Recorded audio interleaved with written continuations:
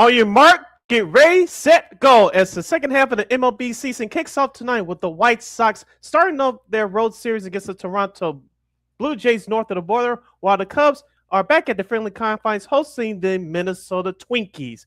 In basketball, Caleb Wilson continues to shine for the Chicago Bulls in the Summer League. In the World Cup, we'll have an epic final coming up on Sunday. And we have a Bears fan survey that's interesting answers coming from Bears fans all over the world. That and a whole lot more. So Friday Funk edition of Second City Sports starts now. 10, 9, 8, 7, 6, 5, 4, 3, 2, 1. Keep him on the field. And this one here dropped into left center field. Going back is Churio at the wall. Get out! For Robert Jr., his fourth of the season. And the Sox take the lead 2-1. Armstrong gets into another one. Sends Edman back. He's watching it land in the stands. What a night from Pete Crow Armstrong. Goes wide. Up the guard again. And he scores. What a play! On Jordan Binnington. No chance at all for the Blues netminders. Connor Bedard. Wow. Getting what a catch. Buzelis with the fade on the drive. Uze motions left. They're blitzing. It's picked up. Caleb throws. Middle of the field. Loveland catch. Breaks away the 30. Loveland 20. Loveland 10. Loveland end zone. Touchdown Bears.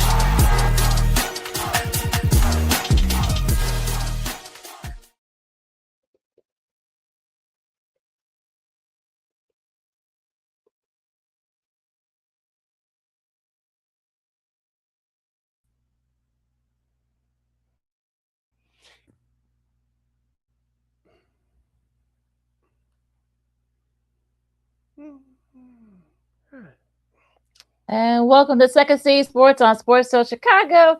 We're back for the MLB second half. I'm LaKeena McGee. You follow me at Keena McGee on the Twitter. It's going to get an IG.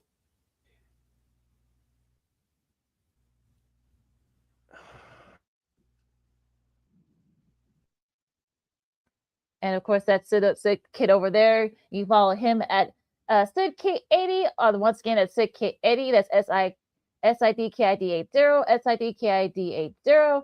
Of course, you can follow us on the Sports Zone Chicago app, wherever you get your apps, at your favorite app store. You can also catch replays of the show anytime, anywhere. If you miss anything, don't worry, you can catch it right there on Sports Zone Chicago's YouTube channels. We put comments and on our Facebook and YouTube channels. It's all right there for you as we get going here to talk about the second half, I should say, of the MLB season. And we've got a new friend to the program. Excuse me, as I think Sid's having trouble with his internet. But we'll have Melissa Sage-Bollenbach from SouthsideSox.com. She's a writer there.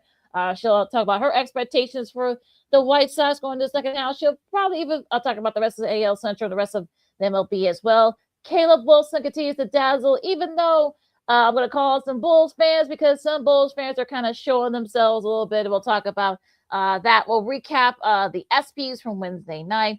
We got a World Birkdale update as course records are falling over at the Open Championship. We also previewed Argentina and Spain as they gear up for the World Cup final coming up over at New Jersey at MetLife Stadium. But could this air quality be a factor here? We know it was a factor last night between the Mets and the Phillies. We'll talk about that and so much more. But first, Sid, let's talk about our expectations for the Cubs and the White Sox this year. And I think, considering where both teams are, yes, White Sox, they've full with their expectations. They're tied with the Guardians. It's crazy because people are saying this will be the second half, even though the Phillies and the Mets played their 98th game yesterday, and also we'll talk about that after the break. But we also got the White Sox is going to be their 96th game. They'll be facing the Blue Jays. Meanwhile, in Toronto, the Cubs will are gearing up for their their first series, come back from the break against the Twins over at Wrigley. So, Sid, what are your expectations for the second half for both these teams? I'll start off with the Cubs first. For the second half of the year, I expect the offense to improve. We started to see signs of that in late May, early June, when the team was going in the funk. They were coming out of it, led by Pico Armstrong, who's a top 5 MVP candidate right now. Hopefully, you can get some healthy bodies back in that starting rotation. In particular, Jamison Talion. He was one of all the starting pitchers that have missed time of some sorts during the first half of the year due to various injuries. I know Ben Brown is out too. Edward Cabrera is out as well. So hopefully you start to get some of those healthy bodies back to get into your starting rotation so you can hunt down the Milwaukee Brewers and perhaps win the NL Central Division title. So that's what I expect for the North Siders for the second half of the year. On the South side, hopefully you can continue that momentum. Hopefully no major injuries. I know Munetaka Murakami is back. He had a great showing in the home run derby the other night, even though he was one home run short of moving on to the next round. But congratulations to him. He put on a hell of a show. And I expect Chris Getz at the deadline. I know we'll discuss this with our very special guest later on the show, but I expect the Sox to make a couple of key moves at the deadline to add to the bullpen and add to that starting rotation as well. So if the Sox can just play solid baseball, fundamentally sound baseball, play solid above 500. I think they can make it to the playoffs now. Will they win a division? That's up in the air. But if the White Sox can just continue to play solid, fundamentally sound baseball, get good starting pitching, improve that bullpen, I think they can make a run at this thing to get into the playoffs. Now, for the White Sox, I know if you saw what Ken Rosenthal said, I think this was yesterday. He said that he doesn't, that don't expect the White Sox to overpay for rentals. So they could make some moves, perhaps maybe beef up the middle relief in that bullpen, but they're going to stand pat for the most part. Mm-hmm. We'll see how that goes.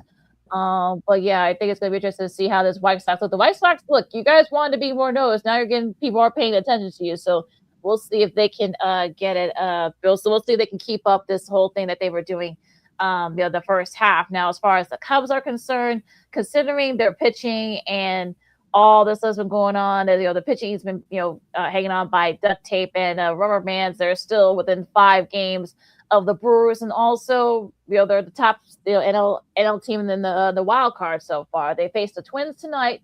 Whether the Twins are for real, we'll have to wait and see. But I think they really need to get the pitching going for the Cubs. And also, look, Alex Bregman had a nice show in those last few games before the break. So hopefully he can keep it up. PCA can do his thing. Dansby Swanson, Seiya, Suzuki needs to do his thing too. So I think for me, the Cubs, it's going to be interesting to see how this goes, especially since they got a pretty tough schedule coming in starting in the second half.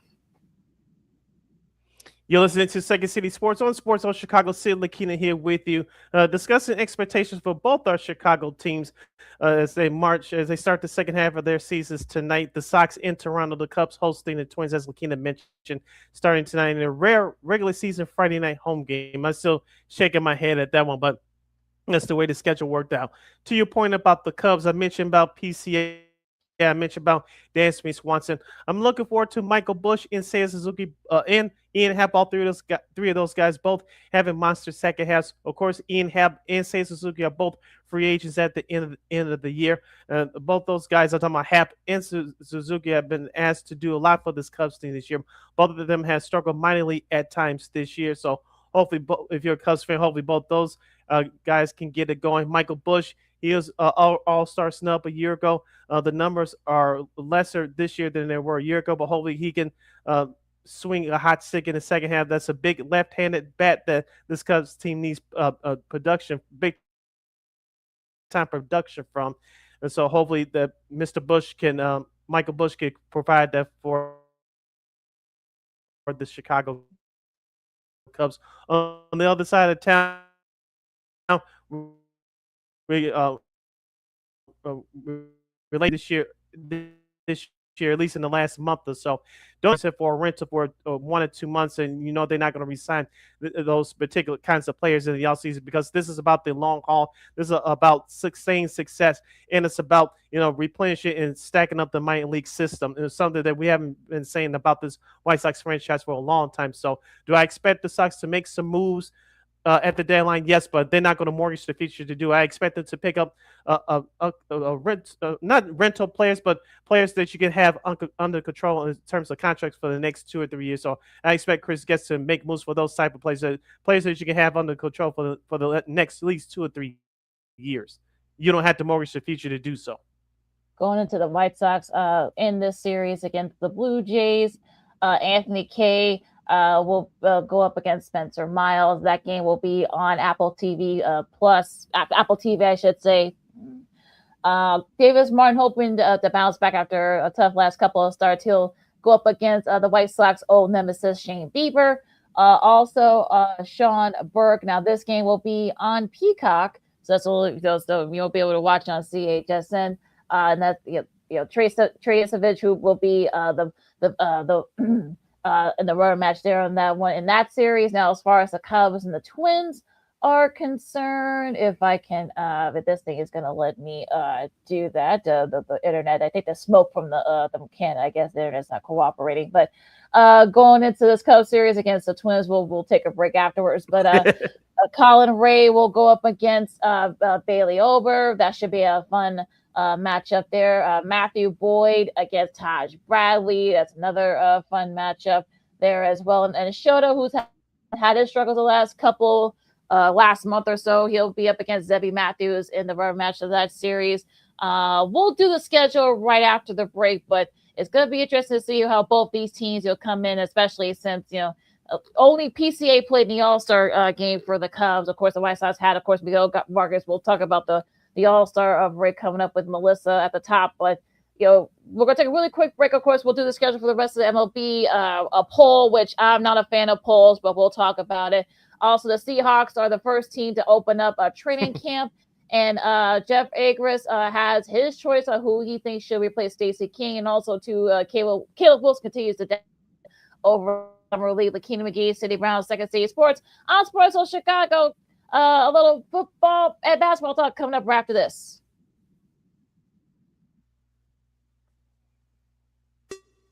Hey, it's your boy, the Superback, Sean Sierra, and be sure to follow Sports Zone Chicago on all social media platforms, on Facebook, Instagram, and our Roku channel. You can find us at Sports Zone Chicago, and on Twitter, we are at Sports Zone Shy. Also, be sure to download our mobile app so you can take Sports Zone Chicago with you on the go.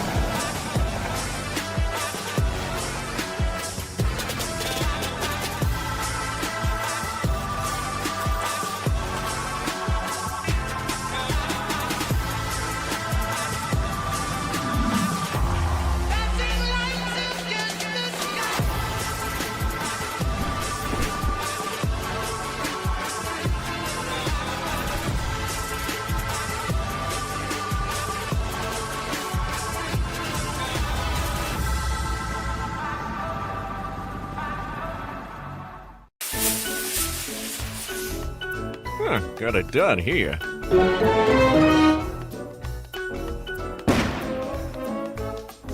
Ouch! And we're gonna make sure you lit this time. Ouch!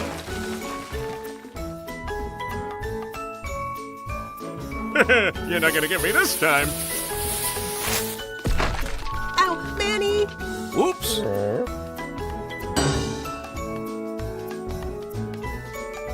Let's try an easy one.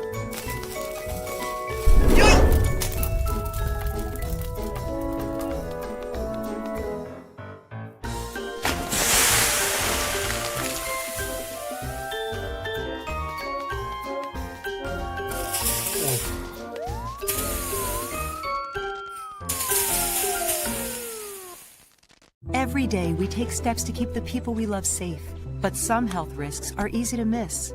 Ticks hiding in the yard can spread germs, like the ones that cause Lyme disease. Mice searching for food can spread bacteria that makes us sick. Mosquitoes lay eggs in standing water and can spread West Nile virus and more. Cockroaches are drawn to water in the home, leaving behind allergens that can trigger asthma attacks. Common pests can threaten our health. Learn how to protect your family at pestworld.org. Hey, this is Corey McGetty, and I listen to Sean and Maya on the morning show.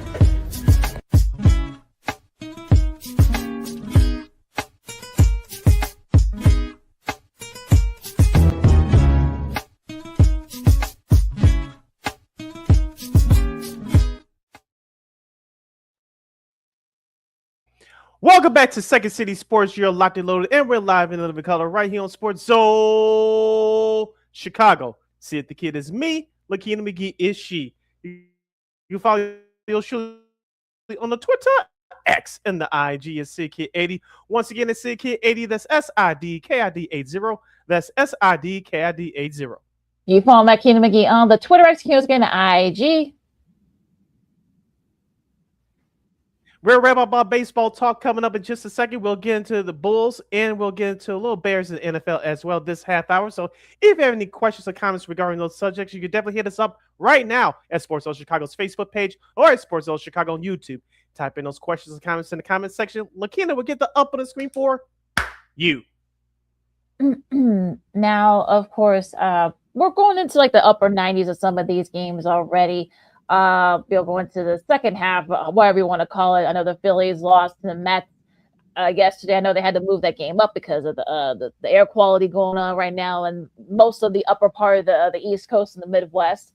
So there could be some that could affect some sporting events. It affected the Mets and the Phillies yesterday. So I know Philly fans were upset that because of that, because a lot of them got tickets, but hopefully they can bounce back from that. Of course, the Mets and the Phillies will continue their series coming up, going to the schedule.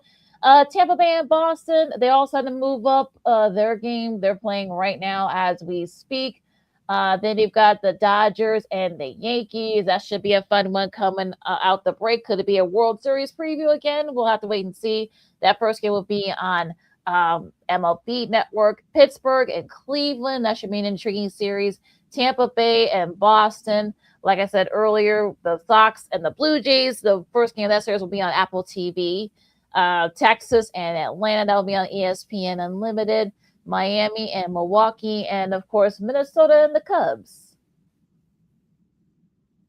Finish out your weekend schedule. Baltimore will face the Houston Astros.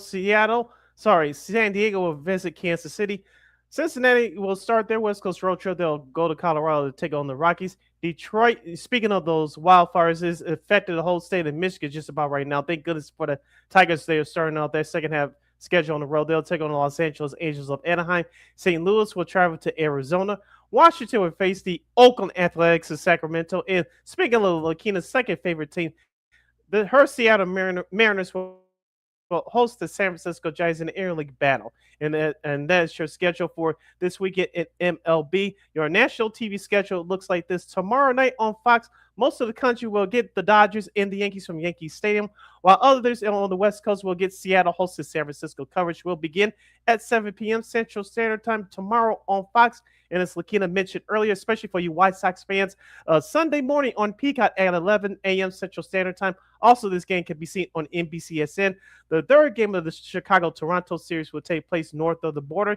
And your Sunday night baseball game of the week on NBC will feature the Yankees and the Dodgers. And that's your schedule for MLB for this weekend. And also, who will be calling that game, of course, Jason Benetti, but also Oral Hershiser, of course, a World Series champion, a Cy Young Award winner, of course, has been doing Dodgers TV for years. Also, Roger Clemens will be doing play-by-play. He'll be doing it from the Yankees side. Of course, that should be a fun one. Also, CeCe Sabathia will be doing the pregame and inside the pitch with Bob Costa. So that whole coverage should be interesting. You're listening to Second City Sports on Sports Zone Chicago. See LaKeena hanging out here with you. Let's talk about basketball for the next few minutes. Caleb Wilson in the Chicago Bulls split their 2 games this week, and for his summer league personal summer league average, I'm talking about Caleb Wilson, the Bulls standout rookie from North Carolina. He averaged 23.5 points per game, averaged 7.3 rebounds, 2.5 blocks per game, almost 1.5 steals, and shot 42% from 3-point range. LaKeena, I know this is summer league. I told this to a couple of people earlier in the week on social media, but I'm really impressed by what this kid's been doing thus far in summer league. He's setting the tone for what he wants to do individually as a player, and he's trying to become one of those new faces for the Bulls franchise for this new era Bulls basketball to begin. Yeah, and he had a really nice dunk too in that game last night. But yeah, look, like I said earlier, we did the teaser. I mean, I had to call out Bulls fans because people are already like, oh, yes, they didn't shoot with exception of Wilson, they didn't shoot the ball as a team very well. Everybody's already freaking out, and I'm just like, okay, look, y'all were bitching about a freaking rebuild. You're getting a rebuild. That's just you're just telling y'all you're freaking out what would happen in summer league. Look, yeah, of course, Caleb Wilson's ads look great so far, but look who it's been up against. So I would say yes, you should feel encouraged, but I would also advise people to temper your expectations a little bit. And also, as far as the Bulls are concerned, look, the Bulls aren't going to be very good. So if you're going to be doing this when, I would hate to think what happened the next, maybe 2-3 years when they start winning, because some of y'all are showing y'all ain't going to have the patience. So I had to call out some Bulls fans about that, this morning.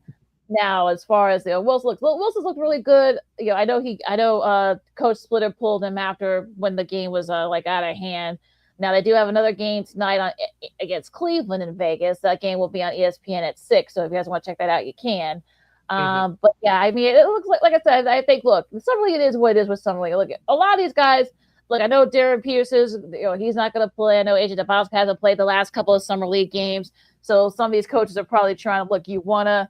The latter part of some of these games are really more for the guys that are probably will have to struggle and won't make the team and probably end up playing for the G League teams or these teams. So I get it, but look, I've always liked Caleb Wilson's game. Like I said before, I mean, he's just turned 19. He's still very raw. I think that the program will still be there, and I think we'll see what happens in this season with Bulls. It's gonna be very intriguing. Yeah, you referencing the game from last night. The Los Angeles Lakers beat the Chicago Bulls by the score of 105-82. And follow up on your point on Mr. Wilson, like I said, he's still 19 years old. He's like most players, especially his age, coming out of college, they're playing off raw talent. It's going to take them some time to develop their games. Remember, he didn't shoot the 3-point ball that well at North Carolina. He was basically scoring inside. He was rebounding. He was leading the fast breaks when he had the opportunity to do so. So we've seen the early progress of Caleb Wilson trying to develop his game. And like you said, the Summer League is the best place to do that. Now he's going to face different competition come the fall when training camp opens, and then he goes to the preseason. It's going to be another story. How he's going to handle that remains to be seen. But I'm like you said, I'm very encouraged of what I've seen from him thus far in Summer League. It's definitely going to give him a leg up of what the competition is going to be when he comes back in the fall for training camp. But you like the attitude that he's putting in the work. You like the attitude that, to a certain extent, that is him against the world. He's channeling in his anger, his emotions, putting it in a positive way into his game. It's definitely going to benefit him and for the Bulls down the road. Like I said, that game again, that game coming up tonight. Like I said, if you want to watch it against Cleveland, you can watch that. It'll be at 6 o'clock on ESPN. Some of the other some of the games will be on Prime Video as well. Just check your local listings and look. I mean, like I said, I don't know if Caleb Wilson's going to play tonight, but again, we'll have to wait and see. But yeah, I think if you want to check it out for Summer League, you can. It's all right there.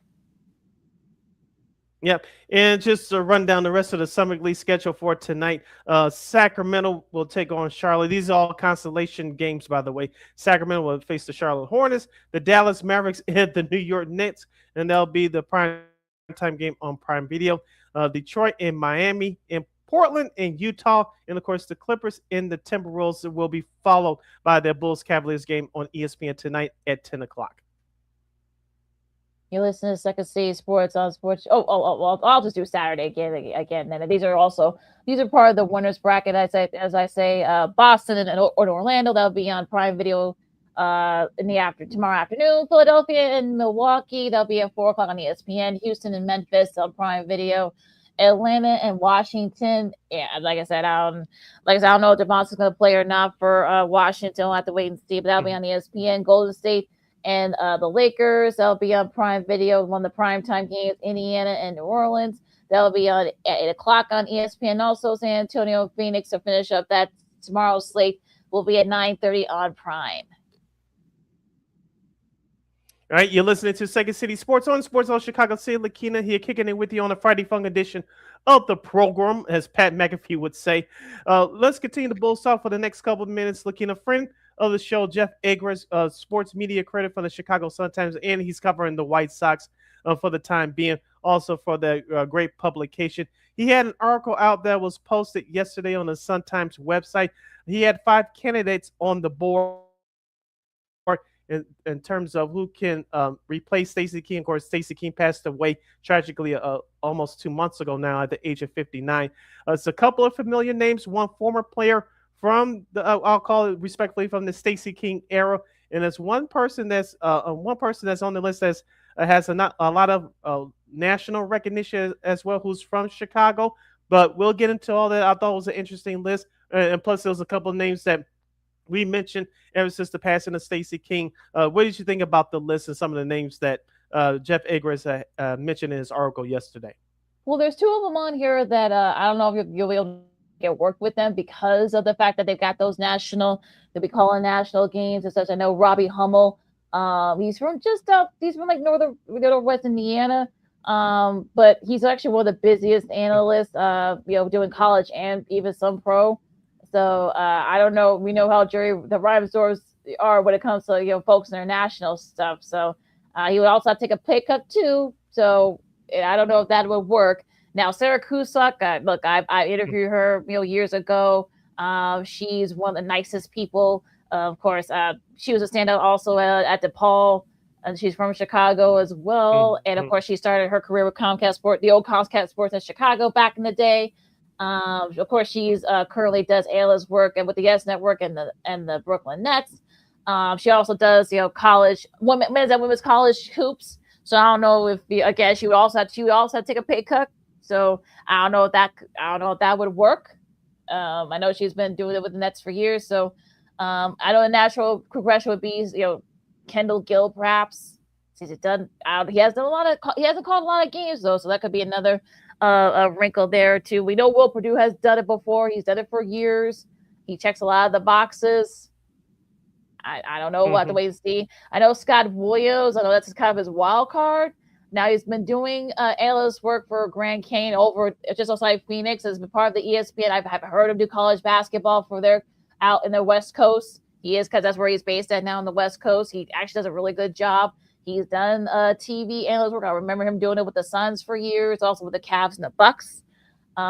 His personality is very similar to Stacey King, so that could get him to the stands. He also does a lot of motivational speaking.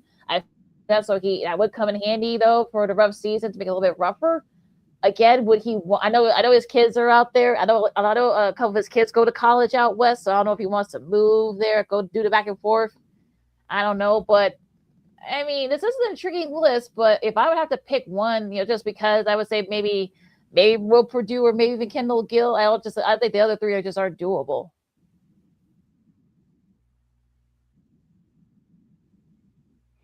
I think if you want to go with the safe pick, like you said, no disrespect to these two candidates, I'm agreeing with you with Kendall Gill or Will Perdue. I know some folks on the X machine have brought up Horace Grant as well. I know he's an ambassador, one of the former players there, and working as an ambassador in the Bulls organization along with Joe Kim. No, but I know a lot of people said Horace Grant. You've been seeing him on. I know he has a podcast that he launched recently as the last couple of months, but I know some fans have brought him up as well. And I don't know if he wants to do it or not. So I'm gonna cross him off the list. But if you want to go safe, in my opinion, I think Kendall Gill or Will Perdue would be the obvious choices. But I like to see Scott Williams get a shot if he wants to do it, because, like you said, I remember him when he retired. Remember, I believe his last team when he played was the Cleveland Cavaliers. Of course, that was the beginning of the LeBron James era. And of course, a couple years later, he started his broadcasting career calling games with the great Michael Red guy for Fox Sports Ohio at the time, calling Cavs games. Like you said, then he moved over to the Phoenix Suns and the Milwaukee Bucks. So, and I heard him call a couple of games last year during one of those conference tournaments for ESPN, and he still sounds great. I would like for the Bulls to take a shot with him if he wants to do it, keep a connection with the past, but he knows what's going on, not just with the league, but today's game of basketball. So it's not like Scott Williams has been hiding under the rock, like we've been saying. He knows what's going on in the college game, but also with the pro game today. So he's not out of the loop. But if the Bulls organization is trying to look for the next Stacey King, they're going to fail miserably. But if they want to go outside the box a little bit, I think Scott Williams is my personal choice. But if they're going to play it safe, I think Will Perdue, who does have a connection with the Bulls organization from the past, not just his playing days, but like I said, he's been around a long time. He's been doing great work with CHGO the last couple of years, and of course Kendall Gill. So if they want to go quote unquote safe route, Gill or Purdue would be their choice. We'll wait and see what happens. I'm sure look with the preseason, coming up in a couple of months. I think they're definitely gonna want to have somebody in place. So we'll have to wait and see. But yeah, so it'll be interesting to see. But there are going to be people that are going to be comparing, whoever. So I would say if you go with Scott Williams, I know he and Stacey have very similar personalities. So that would be the natural pick, but I don't know if he wants to, get those comparisons. Especially since he is kind of a rising star over at ESPN. So I don't know if he would want to do that. But like I said, I'm sure they'll name. They may do may get down to a couple of folks and just do the tag team thing for the next for the preseason, and maybe just do maybe a tag team. They do maybe 2 or 3 people, and then just pick one like they did when they did the play-by-play guys. Of course, they ended up ultimately going with Adam and Amin. So yeah, we'll have to wait and see. Yeah, I forgot about that angle. They can go along with that as well. Bring in a different analyst for 2 or 3 games, and then bring in a different one, like you said, like they did before Adam Amin officially took the job a few years ago, right before COVID. So yeah, I can see them do that. They can't really come to a solid decision. So especially for a year that we don't expect the Bulls to do well in terms of record wise, I can see them try that if they can't come to a solid decision. I can see that, whether we like it or not. Mm-hmm. And I think for this type of situation, I think that's probably what you want to do. If the Bulls were a contender, then okay, let's get this person, we'll get that person. But we're not expecting the Bulls to do much. I think this might be the time where you want to just do the rotating analyst thing and just just see how it goes with his or her. Of course, I don't know if Sarah's going to want to do it, but their rapport with Adam and all the other stuff too. So I think, with the Bulls not expecting to do much, I think this would be the time where you want to do the rotating analyst thing. That's just me. Okay, and like you say, we'll see what happens down the road, because I believe the training camps will open up during the last week of September. Of course, the preseason will open up a week later, and of course, the regular season will open up in mid-October. So they still have a little bit over 2 months to make this decision. I'm sure they'll make this decision by perhaps maybe early August, hopefully. If so they can give whoever feels in that seat enough time to get used to Adam and me and see what's going on with the telecast there. You're listening to Second City Sports on Chicago City. LaKeena hanging out with you on a Friday fun edition of the program. Let's wrap up this hour number 1 of the program talking about the Chicago Bears. We won't have time to go through all the questions on the list, LaKeena, but I found this article very interesting. This is from Kevin Fishbane, who covers the Bears like a blanket for The Athletic, and he posted out his annual fan survey list about the Chicago Bears. Of course, next Saturday, the rookies will report to Hallis Hall, and of course, the following Tuesday on July 28th, the rest of the team will report to training camp at Hallis Hall. LaKeena, what stood out to you in this article from Kevin Fishbane? I know you're not a fan of polls, but what stood out to you about this article about what the response from Bears fans to various questions that Mr. Fishbane put out to his readers and and Bears fans alike? Just for clarification, this less than 3,500 people were polled in this. So I said, look, I'm never a fan of polls, so because I don't think this will show. Most of the time, it doesn't show like a clearer picture of what everybody's thinking. So take that for what you will. Mm-hmm. I mean, I know there was one question where they expected to see more growth. Most of the growth of his accuracy. Okay, about 58%. I'm with the early game, performance that got about 38%. That's what I want. You can't afford to have these slow starts, especially against teams that they got tape on you now. So you're gonna want to, perhaps he's gonna have to bump it up on that and not, they can't be sluggish coming out of the gate. You can't afford to do that, especially if you're trying to make that next step. Yeah, like you said, there's going to be more tape out of Caleb Williams now, and just overall how the Bears won their games last year. I know they were 11-6 in division champs, but 7 of those 11 wins came within the last 2 minutes or less, and I believe by 7 points or less as well. So you can't be living on a thread and expected to pull it out. I think, as we said, overall the things are going to be different this year because of the look of the roster. They got younger in key positions. And Caleb is going to year number 3 overall in the National Football League, year number 2 in this Ben Johnson offense. So some things are going to look the same. I think some things are going to be different as well because you can't keep doing the same thing expecting a different result. It's called insanity. So I expect some new wrinkles in this Ben Johnson offense to take place coming out to start the season because, like you said, when the tape's out on you, it makes people are going to try to stop it. It's your job to adjust to what the opponents adjusted to you. Exactly. So we'll have to see how he responds to those early game starts. I do agree with the people who say that, of course, Kobe Bryant, of course, the former Seahawks Super Bowl champion, he is the best offseason veteran acquisition. I do agree with that. Now, departing veteran, I can see Drew Dalton because he was probably the most sustainable old lineman last year. And look, they didn't give up that old line didn't give up a lot of sacks. That will miss a lot. But I think Kevin Byard, the little over 13% to say Kevin Byard because he was the leader of that defense.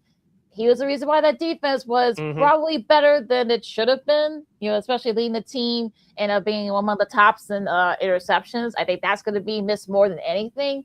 So that's why hopefully, that defense, especially without a lack of a pass rush, that still doesn't sit well with us. So we'll have to wait and see. But so I would say that the Byard is probably the most departing better that probably missed most out of everybody on that list.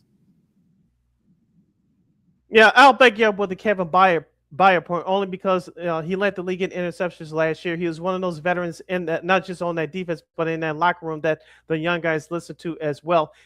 As we talked about when they signed him a couple of years ago in the Matt Eberflus regime, that he's been talking about Byard. He's been through the wars with Philadelphia and Tennessee when he started his career. So, and he's been in pressure moments. He's been in pressure situations, and so his veteran leadership, not only on the field but off the field as well, helped this Bears team last year. Like you said, when it came down to crunch time, he was one of those veterans that he was in the ears of those young guys, of his teammates in the secondary, and that's what helped the Bears. One of the reasons why the Bears had the year that they had last year. Now, we talked about DJ Moore real quickly. We talked about DJ's Moore impact. It showed up big, especially late in the year in those 2 games against the Green Bay Packers. Of course, we talked about ad nauseum what happened in that playoff game against the Rams. We talked about ad nauseum about him and Caleb Williams not connecting throughout various points of the season. But when his team needed him to step up most of the time on DJ Moore, he did it. But I'm with you, Kevin Byard, they're going to miss the most out of all the players on this list that Kevin Fishback had. That which Bears player the most you're going to miss? I'm with you, Kevin Byard. They're definitely going to miss the most. Well, real quick before we go to break, we got our girl Melissa Bollenbach on deck here. But the pick for the NFL draft pick from last year, the most excited about entering year 2. I do agree about Colston Loveland, but like I said, there's going to be a lot more tape on him. I think Luther Burden III is probably going to be the guy that'll probably going to have a good breakout year, especially now that DJ Moore is gone to Buffalo.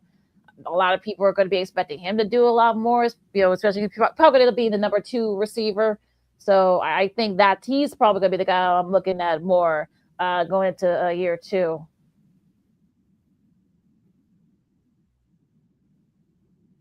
I'm looking at running back Kyle Monagai, the second year running back out of Maryland. We didn't know what to expect from him last year. He got a little bit more carry of usage of the football, especially during the second half of the year. Remember, DeAndre Swift missed a couple of games, and Kyle Monagai had a couple of big games, especially against Cincinnati. And of course, the game on Black Friday against Philadelphia, where he really showed his true mettle. He still has to work on his pass blocking. He still has to work on catching passes coming out of the backfield, but I'm really looking forward to what Kyle Monagai has in store in year number 2.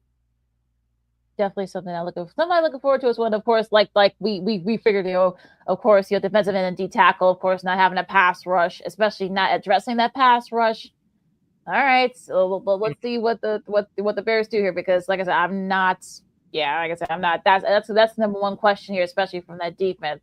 Your secondary, okay, yeah, you had to beef that up, but that pass rush, having Montez Sweat, that's a concern to me.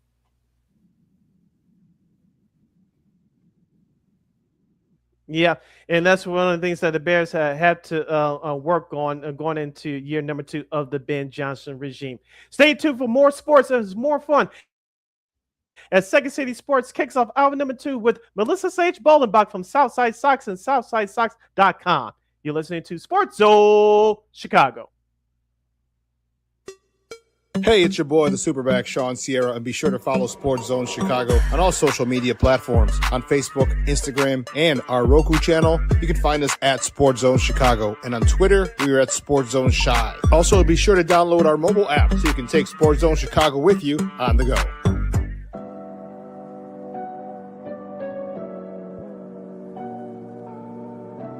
How do you take care of your mind health? For my mental health, I meditate in the mornings. I have my dogs. They're the best. I just find ways that help me just relax. Finding things that make me happy, like being close to my family. I meditate a lot and read books. I have hobbies outside of the game. I'm able to switch off. I'm able to turn my brain off from the game of basketball. Your mind health matters. Your mind health matters.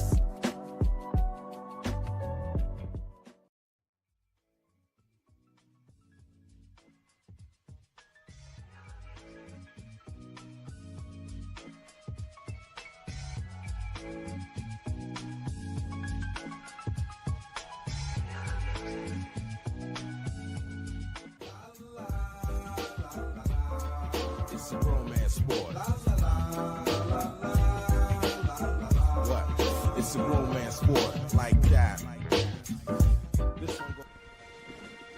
Your Marine Corps' way of life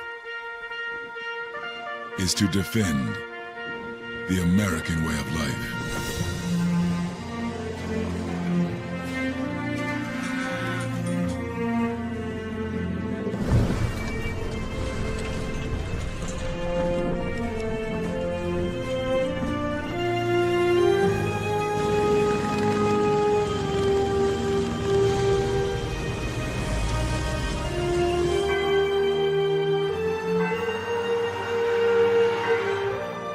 Every day, no matter where we serve, we take a stand for our nation, for each other, for us all. The few, the proud, the Marines.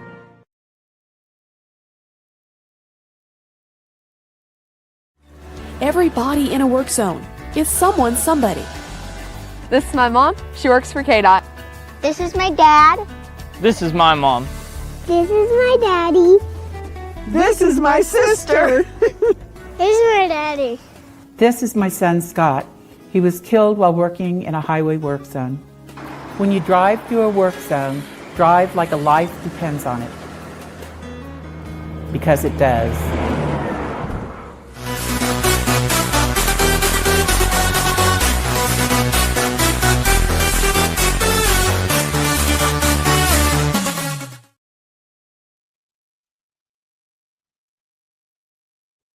Welcome back to hour number 2 of Second City Sports on a hashtag Friday Fun Edition. You're locked and loaded, and we're live in living color right here on Sports Zone Chicago. Sid the Kid is me, LaKeena McGee is she. You can follow yours truly on the Twitter, X, and the IG at SidKid80. Once again, that's SidKid80. That's SIDKID80. That's SIDKID80.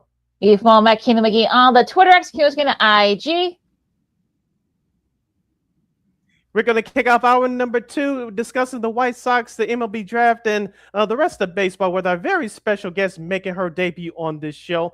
So if you have any questions or comments regarding the White Sox or the rest of Major League Baseball, you can definitely hit us up right now at Sports Zone Chicago's Facebook page or at Sports Zone Chicago on YouTube. Type in those questions or comments in the comment section. LaKeena will get the up on the screen for you. She's one of the talented bloggers and writers from Southside Sox, and I know she's gonna have a lot to say about what the Sox should do, what they shouldn't do.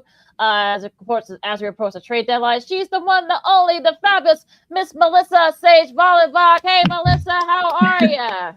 Hi, guys. Thanks so much. Thanks so much for having me on. The intro makes me like giving me the feels today. Thanks so much. Look, we rise people up here. That's what we do here on Sports Chicago.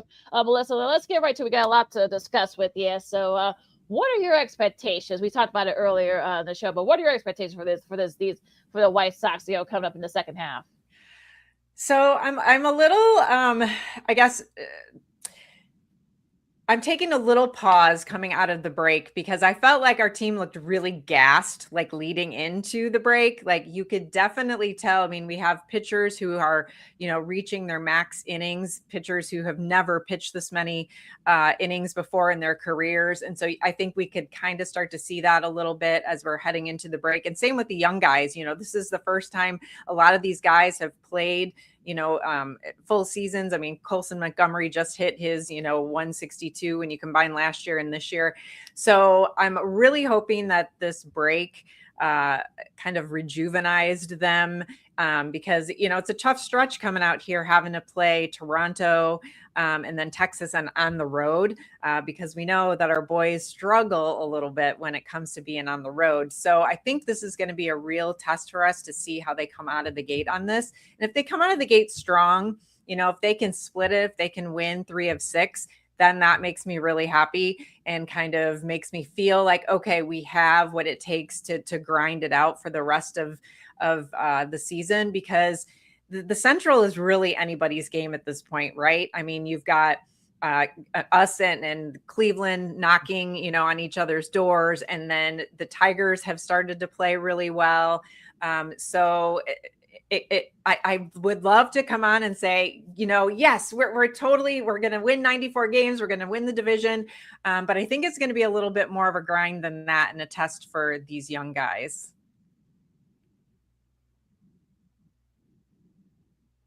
You mentioned about the Coastal Montgomerys we talk about all the time, the Murakamis and the Miguel Vargases. I know we'll mention about those other 2 guys in this interview coming up, but I want to focus on some of the unsung heroes, and I want to start with one of my new guys. 2 new guys is Sam Antonacci. Of course, he leads the team in batting average at 287.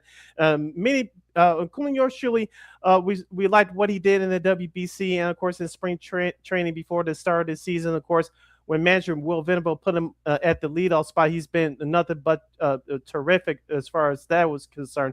Of course, he hasn't been too shabby in the outfield either. I'm not cringing like we had with Eloy in that last group of guys that didn't like each other that couldn't play the outfield, but that's a whole nother story. But talk to us about Sam Antonacci. He really sets the table for the rest of his offense. Yeah, he absolutely does. Kind of like we used to say about Tim Anderson. I was a huge Tim Anderson fan, loved TA, and he was the straw that stirred the drink, right? And Sam is very much that guy. And it's funny because I remember I do some of our draft stuff for Southside Sox. And back when the Sox drafted him, I was doing his write-up, and I was like, boy, this kid really seems like a Southside kind of guy. He just does what it takes to get on base. He never gives away at bats. There are some players, and they step up and they kind of are swinging at anything. They don't have patience. I mean, Sammy just has it all. He's patient. He takes good pitches. He takes good swings. And he is that grinder that we need at the top of the lineup to really, like you said, Sid, set the table. He gets on, whether it's a walk, a bunt, a single, a home run. He can do it all. And so if Sammy can keep up in the second half what he's done in the first half, that's going to be key for us, because if there's any drop off from him, I think it's going to be a little bit more of a grind. Now, Melissa, talking about pitching here, of course, Davis Martin, like I tried to, I was lobbying for Davis Martin to get into the All-Star game. But unfortunately that didn't happen. But what do you think his chances are of, continuing? I know he struck his last couple of starts, before the break, but do you think he can kind of get back up to that Cy Young level that, we saw earlier in the season? So I think Davis is one of those ones who I was talking about kind of really seemed like gassed, I mean, he just started out so strong and was so dependable and was our stopper, right? Anytime we looked like we were going to fall into a little bit of a skid, it was a Davis Martin start and boom, he was there and he stopped it. And so while we certainly see that Davis has that ability to do that, now that we also have Sean Burke stepping up and kind of doing that, we really have two guys. So I think that Davis now isn't the only guy feels like he has to be the stopper, right? And so he can share that a little bit with Sean Burke. So I'm looking forward to see how the two of them kind of tag team back and forth of being, the co-front of the line guys who can really lead this pitching staff into the second half. We're speaking with Melissa Sage-Bollenbach of Southside Sox right here on Second City Sports on Sports Zone Chicago. LaKeena here kicking it with you, talking about this White Sox. We'll deal with the draft and the rest of MLB coming up. Staying with that pitching staff, Melissa, I want to go to the malign bullpen. Sir Anthony Dominguez, he leads the team in saves, but we all know about his struggles over the last month or so. Of course, you have Brian Hudson, Sean Newcomb, who's been pitching well as of late, and of course, Grant Taylor, your closer by committee as of now. What do you think that Chris Getz will do with this bullpen between now and the trade deadline? And do you think they can get anything out of Sir Anthony Dominguez between now and the rest of the season? So I think for sure Chris needs to add somebody, if not just for the message to the team of, I see what you guys have done. I see how hard you've worked and how far that we've come. And it's my job to do what I can to help you win. So I think the messaging in bringing somebody on board is almost just as important as bringing an arm on board. Thankfully, we do have Tanner McDougal that's now healthy again and has been pitching only out of the pen in Charlotte, because he is a starter by trade. So I think part of the plan will be to bring up Tanner from Charlotte to kind of bolster that bullpen. So if you add him in and you add an outside arm in, I think our bullpen looks a lot stronger than it did in the first half. And I think let Sir Anthony pitch in those stressful situations. Put him in the seventh as like a setup guy. And just take that off of his shoulders, because he doesn't really need to be that guy. We have Grant Taylor, we have Brian Hudson, we have Sean Newcomb, like you mentioned, Sid. And so we've seen that those guys do well and can handle that situation. So go ahead and let them continue and add Tanner in as well. Tanner is a really strong arm, and just let Sir Anthony do what he can do and try to get his footing back underneath him, because I don't think it's that he can't be somebody that we can depend on, because he definitely has the stuff. I think it's just more almost just like situational and a mental part of it. So just strip all of that from him, let him go out and pitch. And I think we're going to look at a much stronger half from our bullpen. Now, Mutaka Murakami, of course, just missed going to the second round of the home run derby on Monday. But where do you see his ceiling? Now that he's back in full from his injury. Yeah, wasn't that just unfortunate for him that his at bat he gets is against Mason Miller throwing 102 miles per hour in the All-Star game? You're like, oh my gosh, poor guy coming back from his injury, right? And he has to face like the best reliever in all of baseball. We've seen in the first half what Murakami's ceiling is, right? I mean, the guy could hit 50 home runs. I mean, that's just what he can do. And I think the most important thing about Murakami is what he does for the rest of your lineup. When you think about Colson Montgomery hitting behind him. We know that Colson's strongest months were when Murakami was in the lineup.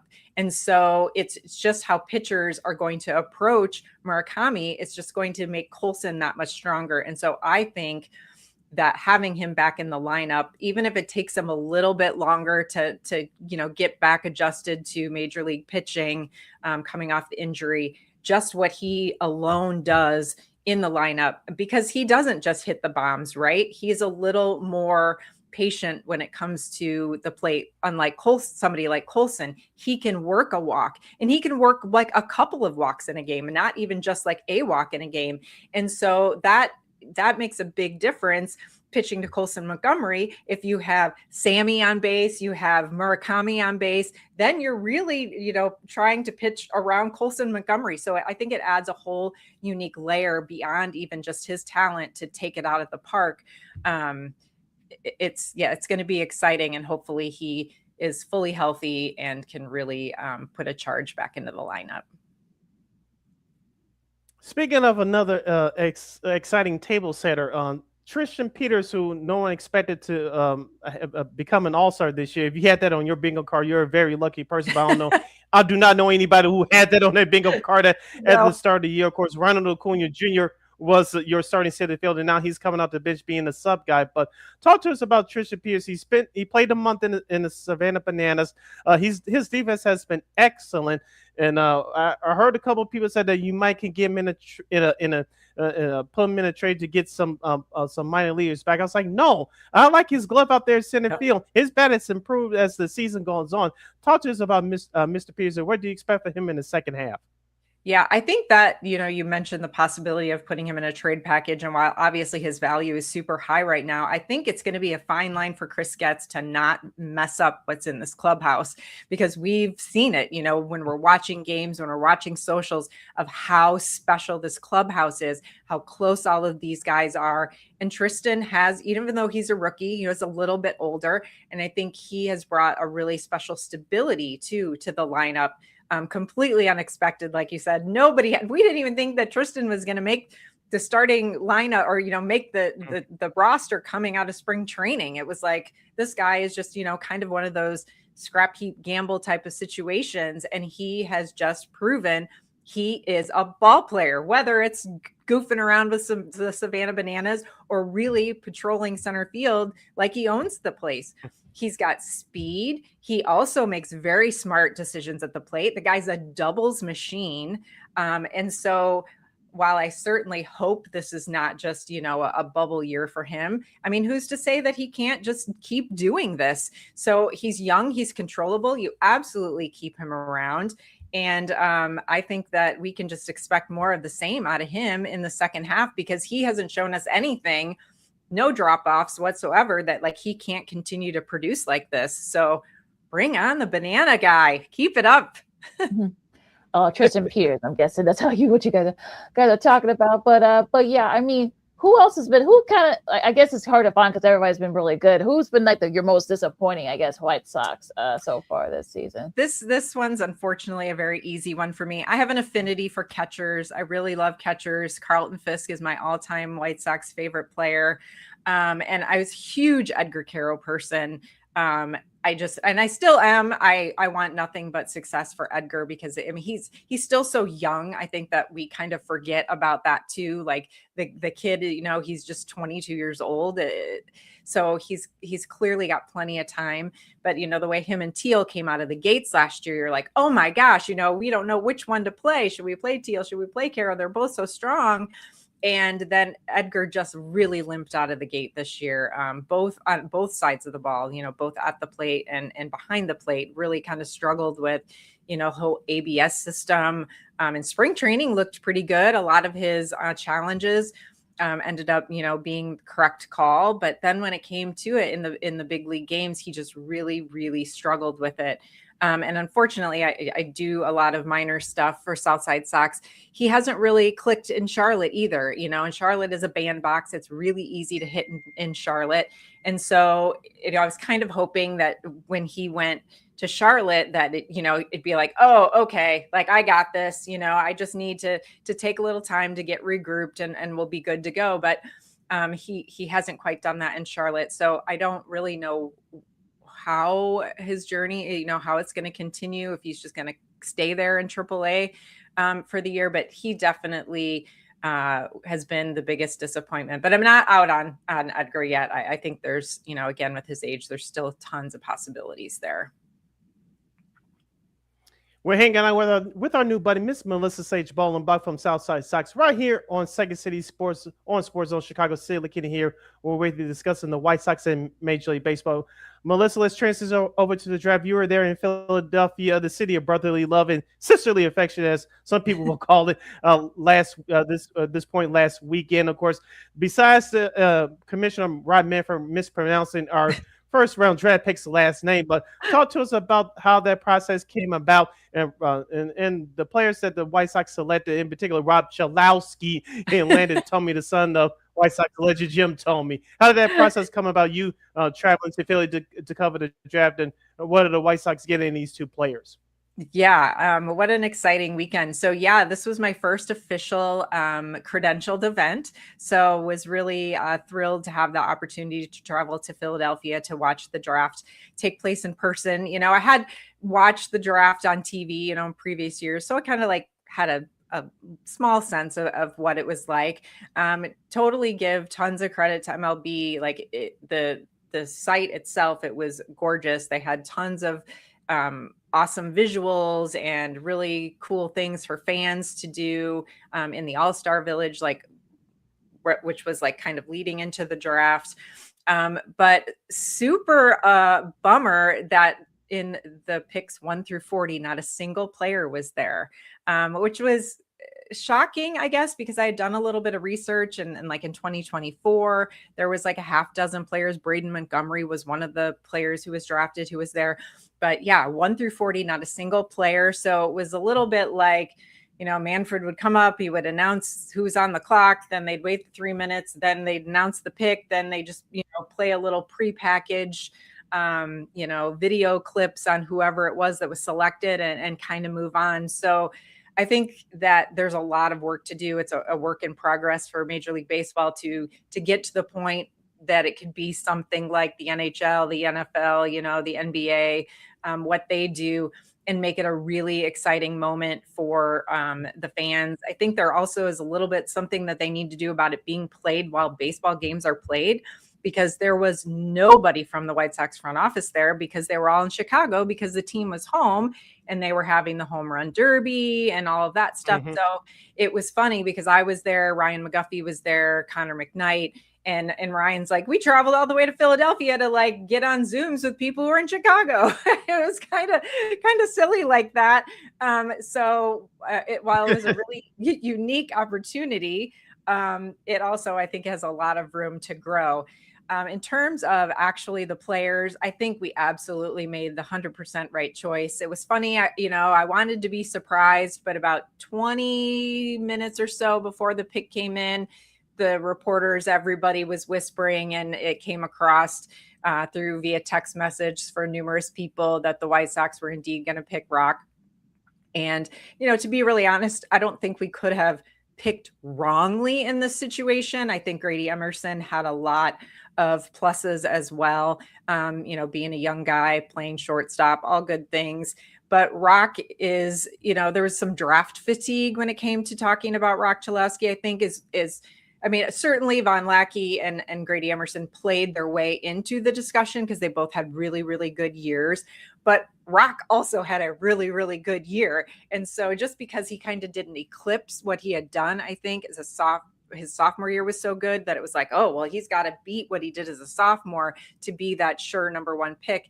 And what he did, he just held serve. He still had a really solid season.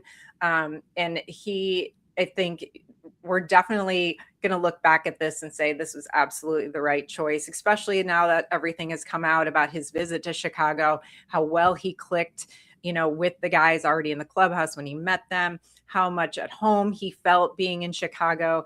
He's got some amazing intangibles in terms of what he, what's between the ears, the TWTW. And so I'm super excited about watching Rock's journey, which will probably start very soon, I would assume, at Kannapolis or Winston-Salem. So we'll be able to, get his journey started for the rest of the minor league season. And then Landon Thome, it's such a good story all around. There was a lot of discussion about it. Is it a nepotism pick? I can tell you it is not a nepotism pick. I've seen Landon play in person, had the opportunity to watch him last spring. He is a really, really good baseball player. He's not his dad, they're very different. But at the same time, if people look back to see what Jim, kind of Jim's build and everything when he was young, and, he was at our community college here in Central Illinois, Jim kept growing. And we are very big Thome people here in Central Illinois. He's got a very athletic family. I mean, Jim's dad, Chuck, was an athlete. His older brother, Chuck, was also a really good athlete. So the genes are there. And I think that, again, he's 18. So the potential for growth even, I think is really a possibility. So I don't think he's by any means a finished product. And the Sox really wanted him, and they've known him. I think that's a plus too. They've known him pretty much his entire life and been able to watch. So again, they know the character, they know what type of person they're getting in Landon Thome. They know what his support system is like, because we know that this is a grind. This sport is not an easy sport. There's tons of challenges that come to players while they're trying to make it to the majors. So they know the kind of support that he has. So I think that Sox fans should kind of put the whole concept that Landon is, a Thome out, and know that Landon is a really, really, really good baseball player that I think could be an exciting piece on the South side. For me, Melissa, the rest of the AL Central is probably one of, I don't know if competitive is the wrong word, but no one's running away with that division with the exception of Kansas City. Everyone's within striking distance. So what do you think that the chances are for the Sox hanging on and perhaps winning that division? Oh gosh, I would love nothing more, especially for someone who, I think my season prediction, I had them predicted to win 72 games or something like that. So I would absolutely be in heaven to think that they had the capability to win the division. I think they could get the wild card. The division makes me a little nervous just because Cleveland has a lot of veterans on it. And Cleveland is just one of those teams that when it comes down to it, they're just, I don't know, they are super aggressive, smart baseball team. They are never, the best offense. They're never the best defense, but they just know how to win. And so I think that our youth plays a little bit of a disadvantage in that situation, in that these guys have never been there. So I think we almost need a little bit more experience to get to that point where we can take the Central and then win the first round of playoffs and kind of keep going. I think that the experience piece. And then I also think we just are still missing, well, at the trade deadline, we could add a bullpen arm. We could add a starter. I think it came out today that Chris Getz said, yes, I'm willing to be aggressive at the deadline, but I'm not going to do it for rentals. And I don't blame him for that. You don't want to clutch your prospects like pearls. You don't want to do what Baltimore did and end up blowing past your window, right? But you also don't want to give up too much for 3 months, especially because I do think we're really on that cusp of, we're great. We're all the expectations for the season, we're blowing those out of the water. But are we able to compete with the Yankees and the Rays? Because ultimately that's probably what it would come down to if we did win the division, get into the playoffs. Do we have what it takes to take on them in a 5-7 game series, whatever? I think that answer is no.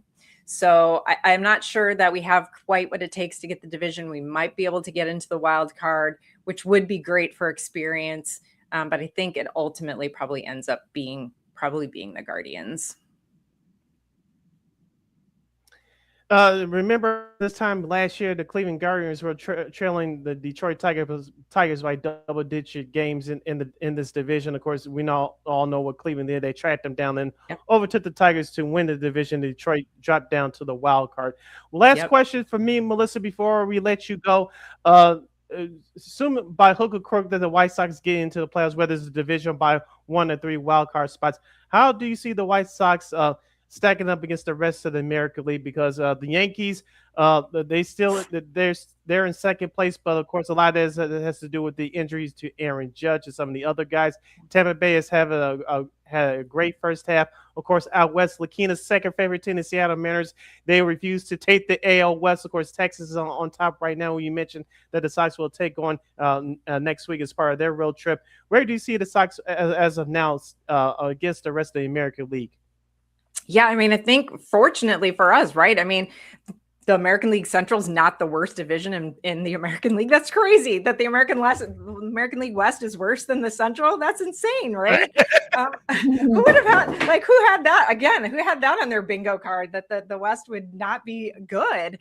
And so I think in its strength of schedule wise, we are looking at an easier second half than first half. So that's definitely good news for us, but we do still have, teams like the Yankees in there. I think we can match up pretty dang well with any team that we have to have left to face in the AL West. That's for sure. I'm not nervous about that at all. I think even on the road that we can do pretty well against teams in the West. And then one thing that I think has been really encouraging about this season is that we're showing we can beat teams in our own division, right? I mean, because for the last 3 seasons for sure, we have not been able to beat teams in our own division, which is going to bury you, which is exactly what happened last year. I mean, we couldn't win against Kansas City to save our life.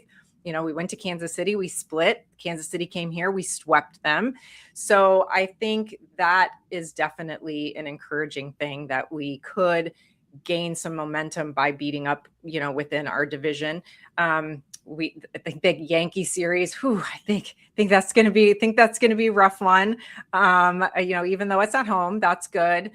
We have that to our advantage because we are a really good home team, but they're just so dang good. They're, and their pitching staff is so deep. And, if we can walk away splitting that would be phenomenal, let alone taking, winning them all.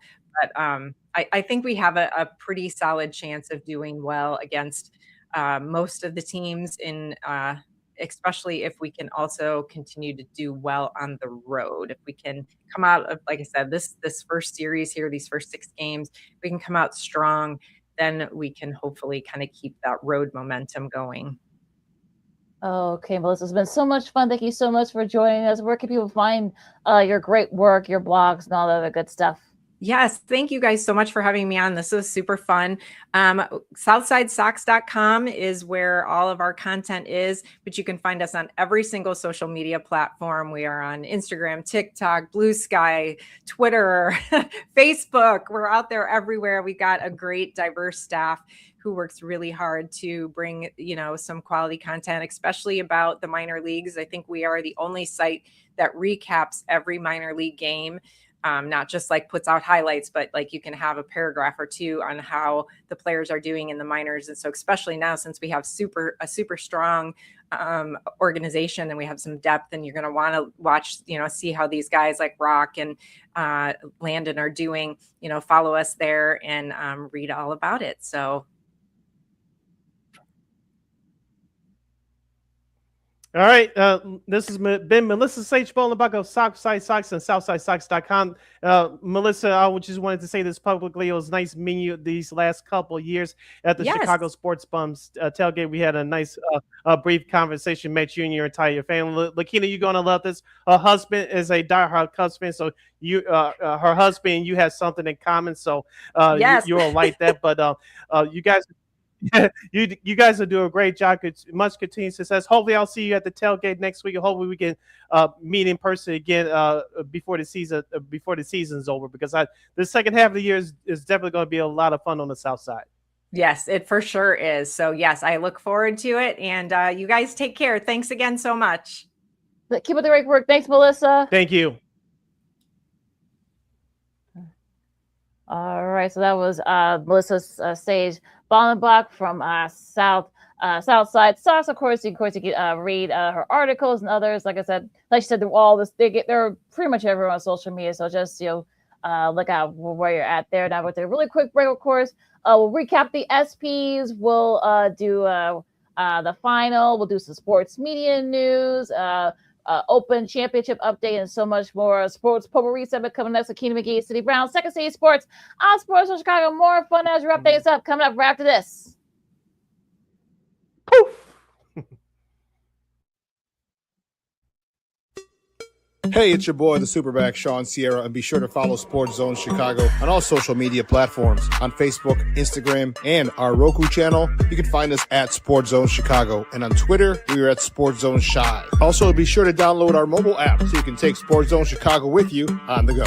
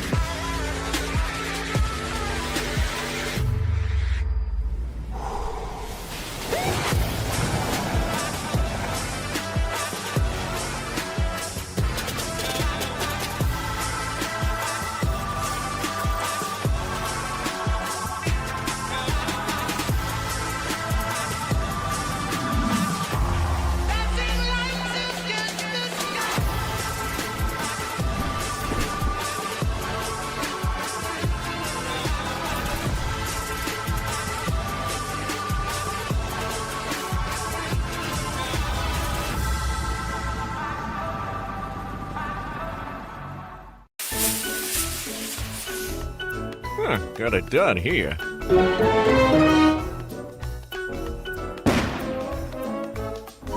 Ouch! And we're gonna make sure you lit this time. Ouch!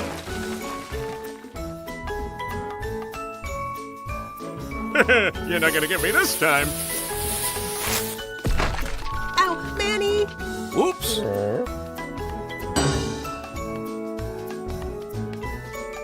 Let's try an easy one.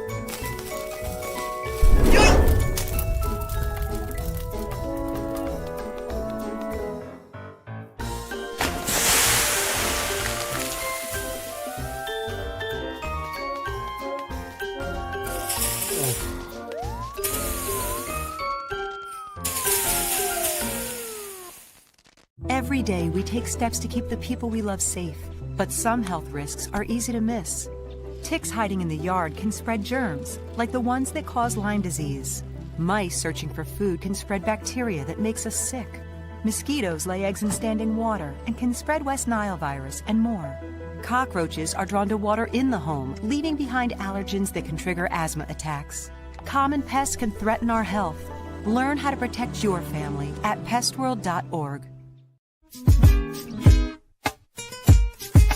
Hey, this is Corey Maggette, and I listen to Sean and Maya on the morning show.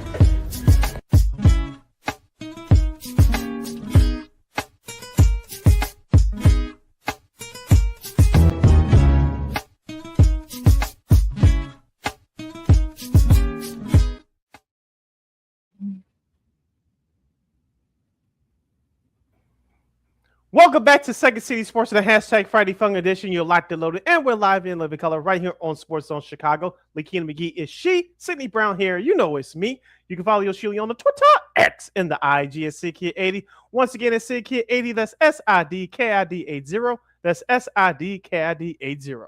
You follow LaKeena McGee on the Twitter, X, again, IG. This is our sports potpourri segment, so anything goes just about for this last break of the show for today and for the week. So any of the topics we discussed thus far on today's show, you can definitely hit the comment section right now at Sports Zone Chicago's Facebook page or at Sports Zone Chicago on YouTube. Type in those questions or comments in the comment section. LaKeena will get the up on the screen for you. The Open Championship is going on right now as they finish up the second round up at Royal Birkdale up in Southport, England. Lucas Herbert from Australia is your leader. He hit a 62, which ties the course record.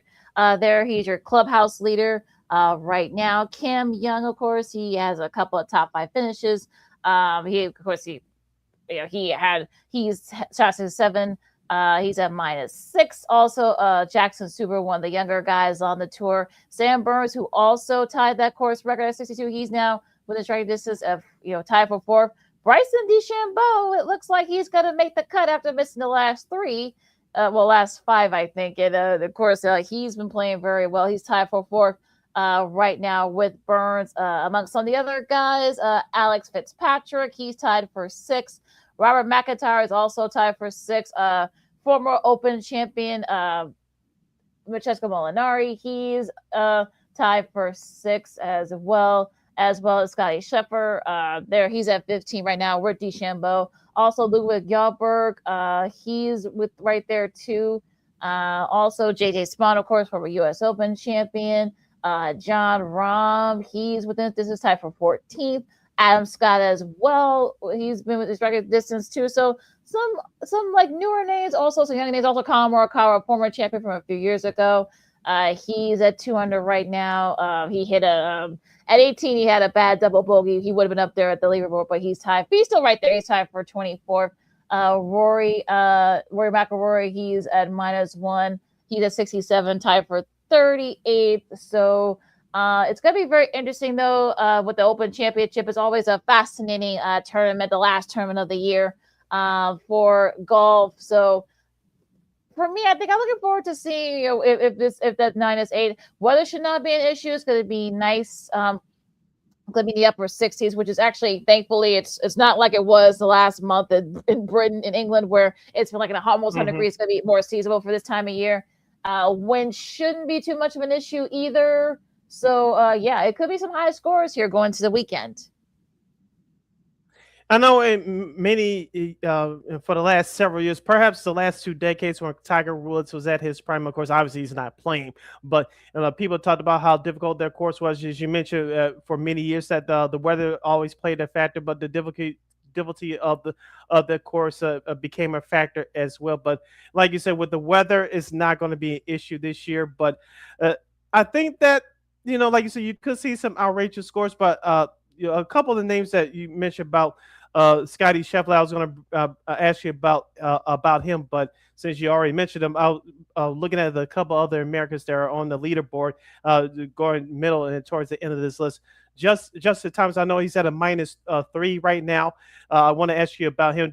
What chances do you think he has? And also, too, he's at a -1 right now, but Ben Griffin, could he be another dark horse name that could perhaps make some noise in the next couple of days? Yeah, I'll start with Justin Thomas. I mean, he's been close a couple of times at the Open. The Open's usually been like a house of horrors for him. So, but he's definitely going to be right there within distance there too. So he could probably perhaps maybe be a factor coming up. Ben Griffin is it's going to be one of those things where he's having trouble with his eyes. He has to wear sunglasses, but the fact that he was diagnosed with lattice degeneration, which is a condition where your retina thins and stretches. So he has to wear glasses coming up. But the fact that he's right there, he's at -1. The fact that he's been able to do what he does is nothing short of remarkable. So he would be a great story should he even if he doesn't win, if he finishes in the top 10. I mean, that would be incredible to consider what he's been going through these in recent years. But yeah, I think if you're NBC, I think you should be feeling pretty good. You got some big names, but you got some rising stars that golf folks know. So I'm looking forward to this weekend, and it should, especially if there is going to be these outrageous scores, like -10 or -12 or something like that, ends up winning it for somebody. I think that could definitely get a big number for NBC. I think as I'll bring one more name. It's just a moment from the American side. But if you start to see some of these middle of the road guys that's trying to make the cut, you like you say, if you see some of those scores, like a couple of those names we just mentioned, can't come out of nowhere to win this thing. Like so, whether it's not going to be a factor, we all know about how difficult that course is, as we talked about just a second ago. So things could be wild and heavy over there in England. I'll bring up this name just to wrap up our golf talk. Ricky Fowler. Right now, he's at even par. What kind of chances do you give him to at least make it to the final round on Sunday if he makes the cut? Yeah, I mean, yeah, he's gonna make the cut because I think the cut line is at +1, so I think he should be good to go. He's done, so he'll be good to go there. But as far as usually the Open Championship has not been good to Ricky Fowler. I think his highest finish was like tied for 15th or something like that. But could look, all you need is a good round right there at the Open. You're right there within strike. Look, I know when all this is going on with him off the course, Goose are from there. But for Phil Mickelson, remember that year that he won the Open Championship. I mean, I don't think people thought that he would never win this tournament. This would be like the least likely major that he won. Of course, he hit me on that. He shot a 66 in 13 over in Scotland at Muirfield, and he was able to win it. So that could be the case here. We'll have to see, but it should be a fun weekend over at Royal Birkdale. All right. You're listening to Second City Sports on Chicago City. LaKeena here kicking it with you on the Friday Funk edition. This is our last break of the show for today and for the week in our sports potpourri segment. Let's transition over to men's FIFA World Cup soccer. We're heading down the home stretch. We have 2 games left. One tomorrow, Saturday, and the championship finale on Sunday. Tomorrow's game will feature France and England at 4 o'clock on Fox TV here in the States. Sunday's championship game will feature Spain versus Argentina. They've been the story of this World Cup for the last few days, LaKeena. Like I said, throughout this tournament, I am not the soccer expert. You are. I know Spain has been your favorite all tournament long. Now we'll get to see Cinderella versus the giant top dog. What do you expect in this matchup here coming up on Sunday? Well, these are the top 2 teams in the world. I think Argentina is 1 and Spain is 3. So yeah, to say these are the Spain's a Cinderella, I think that's kind of an insult to them. But look, I think look, I don't want to say this, but I think Argentina is just getting by with a lot of their like whether it's the calls or whether it's England basically parking the bus about 20 minutes left, not being more aggressive. That should have been more aggressive. I don't want to say Argentina backed into the final, but they kind of did it, for being honest. So, with Messi, look, to their credit, there have been other guys that have come up, but I think Argentina, I don't want to say lucked in, but they kind of did. Spain has really kind of like grinded out. They outplayed France, I should say, in the first semi. Moreno's been really solid. Also, Yamal. There is this weird picture with a young Messi with a baby Yamal. If y'all seen that picture everywhere, I thought that was AI, but his mom was Yamal's mom was right there, and I guess that was kind of like a photo shoot that they were doing way back. Not way back. It's like 18 years ago. He's only like 19, but yeah, I think it's gonna be very interesting though. I think if you're Spain, look, just do what you're doing that you've been doing. Just be more aggressive. Kind of like get Messi off balance and Argentina off balance, and maybe you could probably perhaps win it. And I think, look, Moreno, I think knows that they are a team, aspect of it. So it could be a lot of unsung heroes that could come up. But what's interesting for me is going to be the halftime show. That's never been done before. So a lot of these guys are used to having a routine. They may have to wait like 30 minutes, which is usually they only have to wait like 10 or 15 minutes for intermission. So that's going to be a big adjustment. That's a no-no in soccer. Yeah, that's going to be a big adjustment for those guys. So, but look, I guess they got to get people to tune in. So this whole music extravaganza they're going to be doing up at Midlife. But and I know there's smoke going on over in Canada. I know some people wonder about the air quality, but it should be lifted by then. So it really shouldn't be a big factor. I know it's hovering at MetLife right now as we speak, but it should be all cleared up by then. So it shouldn't be a factor. I know I was concerned about that, but yeah, it should be an interesting final. And look, we'll see about the third place because I think France and England, I don't think neither one of these teams thought that they would be playing for third place, but it might be a bit of a drag, literally. So we'll wait, but it should be an entertaining final coming up on Sunday. Yeah, great job by all these host cities thus far here in America hosting the World Cup. You see, as we talked about before, it's like the Olympics every 4 years. You see people represent their country. It's about country pride, about bringing people together for great vibes, watching soccer, as we call it here in the States, but watching football all around the world, just watching great competition. We know what the United States did this year, even though they went out ugly against Belgium. But you just to see everybody coming together, represent not just the United States, but representing their nations. It was very cool stuff. I want to ask you one more question about soccer, and before we transition on, which coverage have you been watching thus far for the World Cup? Fox or the Univision, or you just didn't care? You just had it on and just watched it? Because a lot of people have been complaining about the Fox coverage since the start of this. Yeah, I've I think we talked about it a little bit on Monday. And look, I've got to look. I actually like Rebecca Lowe. I know she does a great job in the last few years over the NBC's Premier League coverage. Zlatan has been really good. Also, Thierry Henry. As long as Lexi Lawless isn't there, I think that's a pretty palpable. I mean, I'm just being, shout out to Kevin Frazier, though. We talked about that on Monday too. But yeah. I mean, look, I thought it was just those three. I think they're okay. The coverage itself has been, the call in the match. I just muted. I know people have been watching the Telemundo, but I'm sure most folks. I know Telemundo has said that like 25% of the people who have been watching are English speakers. Me, I just watch the Fox coverage. Just put if it's somebody I don't want to hear, I just put on mute. That's basically just how my mindset goes. But I'm not like okay. But we'll talk about in a second, because unfortunately, old Fred wants to in on the soccer coverage coming up for 2030 for the World Cup. But we'll talk about that in a second here. But yeah, I just put on mute if I don't want to hear anybody. That's just been my mindset this World Cup. Okay. Yeah. Me personally, go ahead. No. You finish your point. No. I was just going to say, just the limited viewing that I had for the soccer. I just really didn't care about it that much. Like you said, Lexi Lawless. I know people are.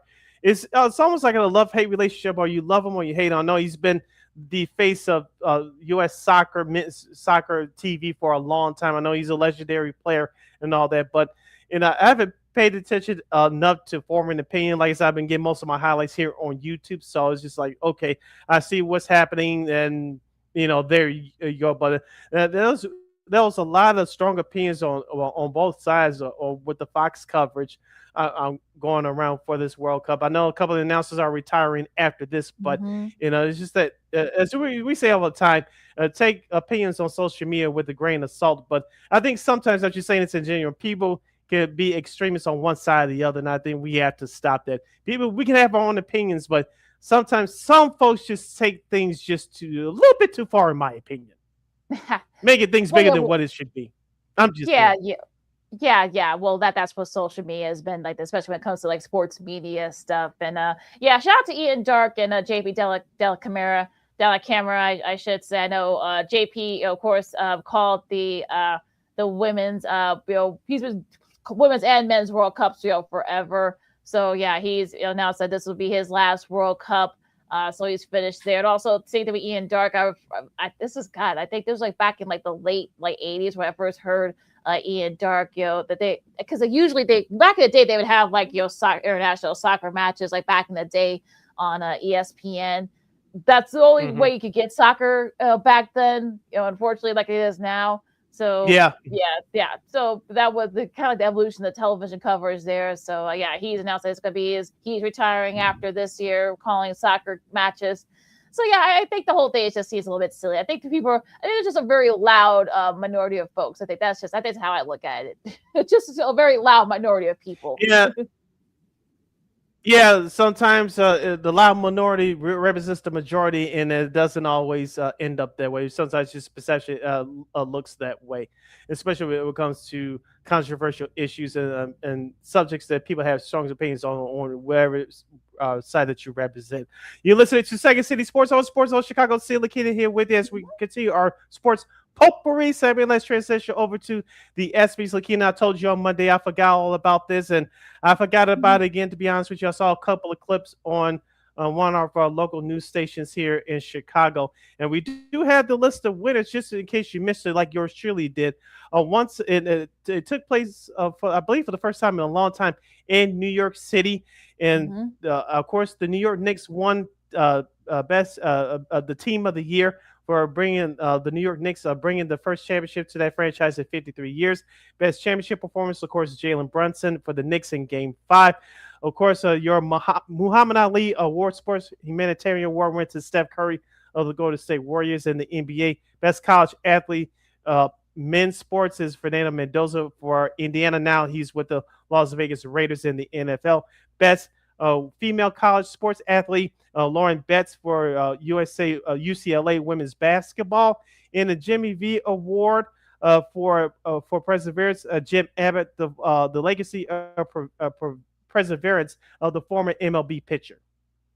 Yeah, of course, Bet she plays for the Mystics now. I think, well, look, we said this on Monday that, of course, Knicks would clean up a lot of the ESPYs, and they did. They won 5 overall. Of course, best team, Jalen Brunson won for best championship performance and also best NBA player. Best player, of course, went to OG Anunoby. So, yeah, it kind of went as I figured that it would. Breakthrough athlete went to Alyssa Liu, of course, the U.S. women's figure skating 2-time gold medals. Of course, she won the team event. Of course, she won the women's event as well.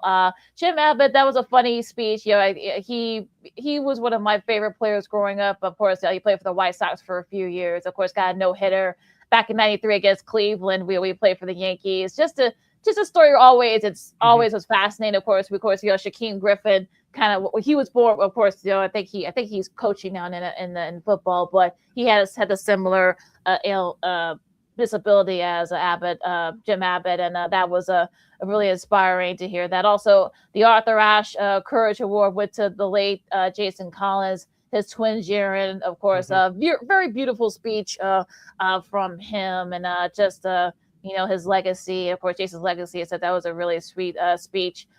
For him, of course, record-breaking performance went to Myles Garrett, of course, breaking the single season sack record. He also won Best NFL Player. Asia Wilson, of course, I think it's her 3rd time winning Best WNBA Player. Let's see, anyone else? Male athlete, of course, which also went to Jalen Brunson. Of course, Asia was also won. I think this is her 2nd straight year winning Best Women's Athlete. So, and of course, comeback athlete went to, of course, San Francisco's the Christian McCaffrey, I should say. And of course, Joey Ohtani won 2 for best record-breaking performance, also MLB player. Connor McDavid won best NHL player. Best fighter went to Terrence Crawford. Golfer went to Scotty Scheffler. And best tennis player went to Carlos Alcaraz. So, like I said, I mean, I didn't really watch it either, to be honest. I just watched the clips. But yeah, I think it's going to be very interesting. It was a nice event, but like I said, I don't think the ESPYs are as big as they used to be. I'm just being honest. Yeah, same here. As we talked about on our show on our last episode on Monday, you had the various. I don't even know who hosted this year. I'm sure somebody in the comments watching on the replay will tell us. But you had guest hosts like Peyton Manning and the rapper Dre, of course, Serena Williams, who she did a few years ago. They drew some interest, but I didn't know who hosted this year. Like I said, I didn't watch it at all. I saw a couple of clips, and so with the award winners, we just announced that it wasn't really any big surprises this year. So we'll see if they continue to host this in New York City or perhaps move it back out on the West Coast next year. So we'll see what happens with that. You're listening to Second City Sports on Sports Zone Chicago. Sid LaKeena here with you as we continue our sports potpourri segment. We're heading down the home stretch. We have the last few minutes to hang out with each other. We didn't get to talk about this with our special guest Melissa Sage-Bollenbach, but I wanted to get your thoughts about we didn't get into it too much, but I want to get your thoughts about the Home Run Derby. It was on Netflix. A lot of people, including yours truly, to a smaller extent, even though I did not put it on wax on social media. The coverage on Netflix, I didn't think it was that great, but you pay a whole lot of money to Major League Baseball. It's like you can do whatever the hell you want. But you talk about ratings, this was the lowest rated home run derby since 2003 on the south side of Chicago, when the late great Garrett Anderson, now of the Anaheim Angels, won the home run derby. But LaKeena, did you get a chance to watch some of it, all of it? I had a chance to watch all of it. The coverage I could do without. It was a lot of things that went wrong, but I want to get your thoughts on it first. Just to clean up about the ESPYs, of course, it was Marcelo Hernandez. We talked about him. I think this is third or fourth year on SNL. He's a Canadian comedian. That's why it was on in New York this year. So yeah, that's who hosted. Now, as far as I watched clips again. I watched clips of the home run derby. By the way, Joey Walker from the Cardinals won. He's actually the last. This is actually just he's only first Cardinals player to win the home run derby, and I know he brought up his parents are both Ivy League educated. He actually had a scholarship to go to Duke before, of course, baseball was calling. So that part was actually an interesting story. I didn't watch any of it either. I thought the coverage was a little bit funky, and yeah, maybe putting your big events streaming is not the best idea, especially if you're trying to grow. If you're trying to grow your sport, keep growing your sport. So yeah, I'm not surprised that the ratings were low. But yeah, that was not surprised at all.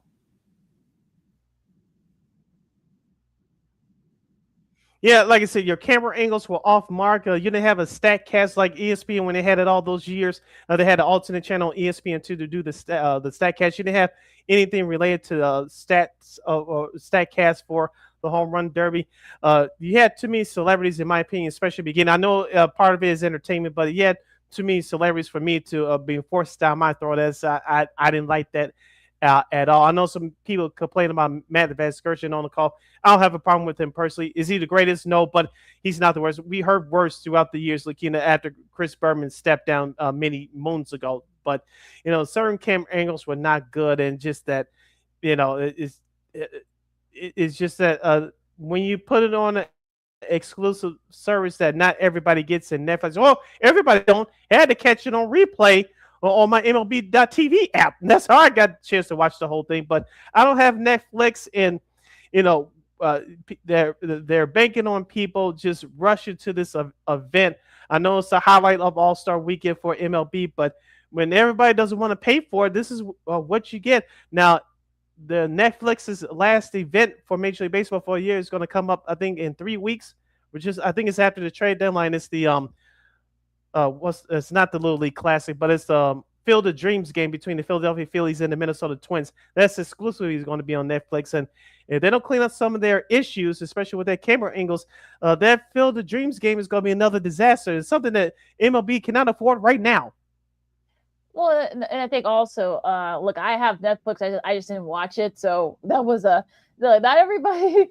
Look, I think a lot of people don't want to have to be going through. I forgot it's not on the network, or it's not even on cable. It's on a streaming platform, and such. It's a pain in the butt. But yeah, I mean, it's gonna be interesting to see how that Field of Dreams game does next month, because that's really going to be a big test to see. Like, maybe putting all your big events on exclusively on streaming probably isn't the best idea. I know the NFL shows that, hey, they can do it. I know the NBA did well with the NBA coverage this year, but this past season. But yeah, not every sport's meant to do that. So yeah, I think sports leagues are learning that not everybody wants to be have to go through a streaming platform, and also too with the camera angles and stuff. It just doesn't look right. But I guess.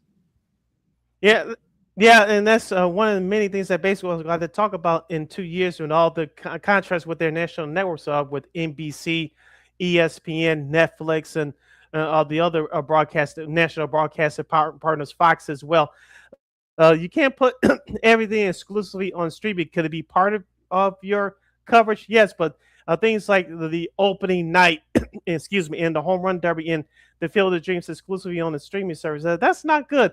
But when Fox had it, of course, it was available also on streaming. But if you try to make things like that exclusively on streaming, like we talked about with Julie Swike again a couple of weeks ago, we're in the tide of comedy here in the United States right now, and it's hard enough to find your games on a couple of stations like we were. I know we sound like quote unquote old dinosaurs, but just for a quick example, like for the Bulls, you can find them on Sports Channel / Fox Sports Chicago back in the day. Of course, the weekend games would be on WGN. It's like, okay, we found a couple places. Of course, nationally they were on NBC broadcast on Sundays and sometimes Saturdays. But now you have to have 5-6 streaming services to find. This game's on Peacock. That game's on Netflix. So this is on Apple TV. It's over here. It's over there. 5, 6 different places, and we're not talking about your local network. So it's just the pain in the button is just maddening. It just want to make your head explode.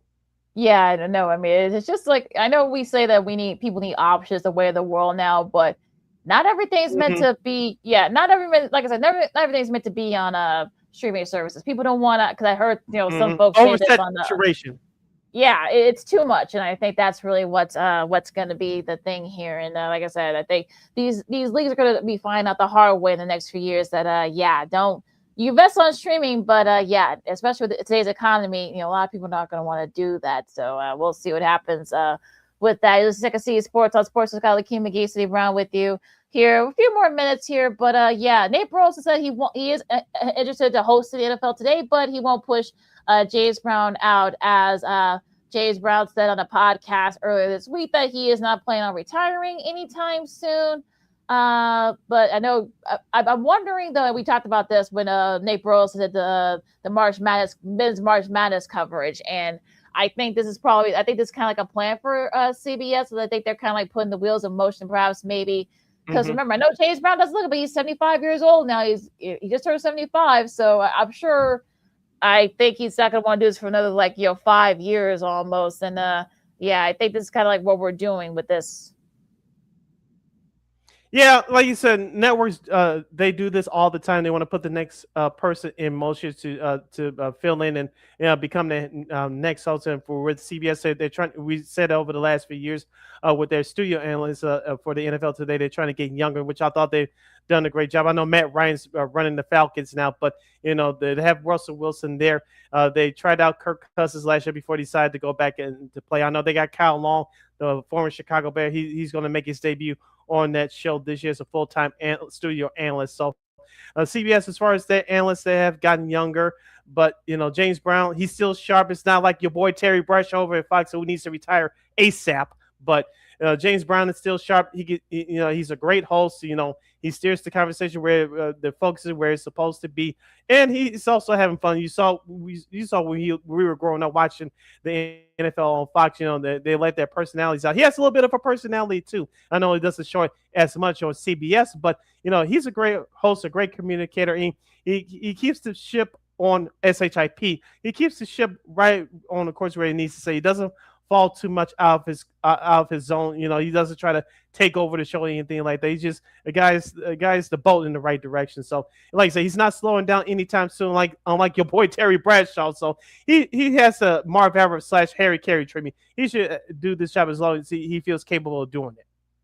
Yeah, I agree. And as long as I know he had a bout. I know he had a bout with cancer last year, but he has been on remission for the last few years. So as long as his health is still good, I'm sure he's going to want to do it for as long as he wants. Now, speaking of television rights, apparently with a big raise for Fox, however you feel about the coverage, Fox, ESPN, of course, Jimmy Patero, of course, who's kind of in charge of all the stuff over at ESPN, he said it, and also Netflix is also interested in the 2030 World Cup for the men.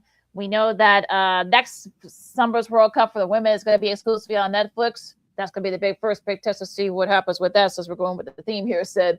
But I think if you're I think if you're soccer, you want to get as many eyeballs as possible.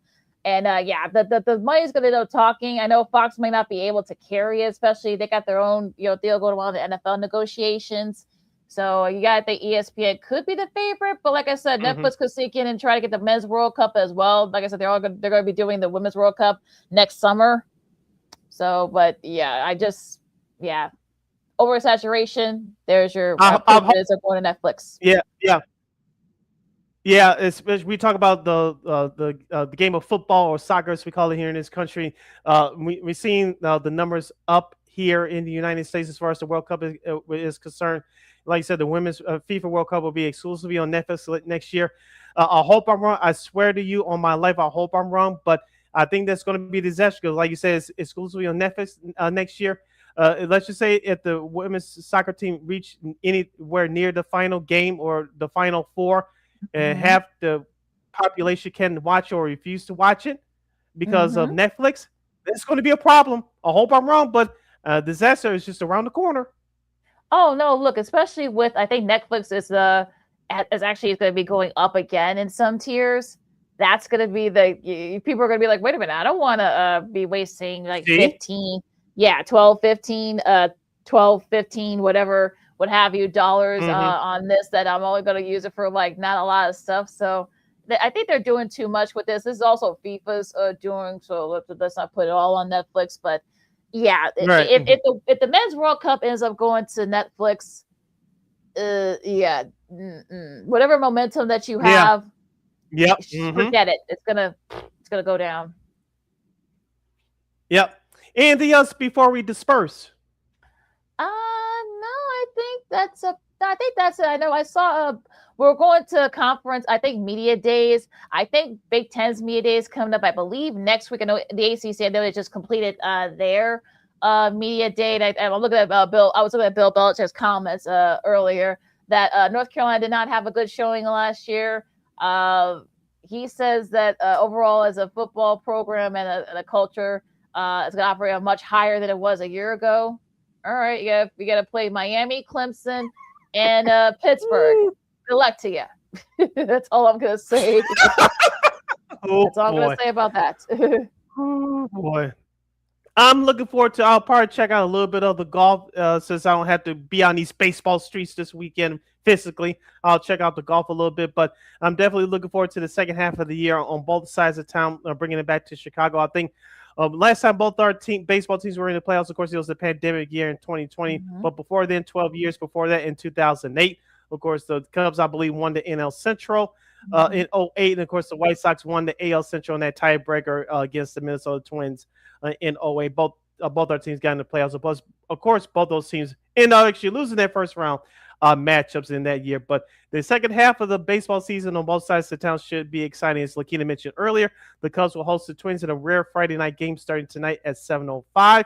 And of course, the White Sox will take on the Toronto Blue Jays at Skydome. I'm not calling it that new name. I'm assuming that the roof is going to be closed because of the wildfires. Yeah. So those going to the game in Toronto, assuming that the roof is going to be closed, be safe out there.